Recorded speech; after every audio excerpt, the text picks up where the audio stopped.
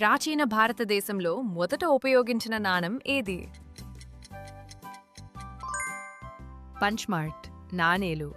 ఇవి క్రీస్తు పూర్వం 6వ శతాబ్దంలో ఉపయోగించబడ్డాయి. ఏ దేశం ఒకప్పుడు ప్లేయింగ్ కార్డ్స్ను డబ్బుగా వాడింది? కెనడా 1600లలో ఫ్రెంచ్ కెనడా ప్లే కార్డులను తాత్కాలిక కరెన్సీగా ఉపయోగించింది. పెద్ద రాయి చక్రాలను డబ్బుగా వాడిన దేశం ఏది? మైక్రోనేషియా యాప్ ద్వీపంలో పెద్ద రాయి రాళ్ళు కరెన్సీగా ఉపయోగించబడ్డాయి. ఉప్పును డబ్బుగా వాడిన దేశం ఏది?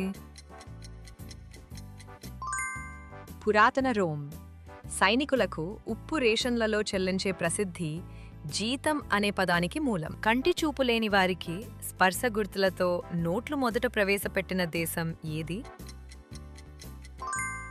దృష్టి లోపం ఉన్నవారికి సహాయం చేయడానికి కెనడా 2001లో నోట్లపై స్పర్శ లక్షణాలను ప్రవేశపెట్టింది.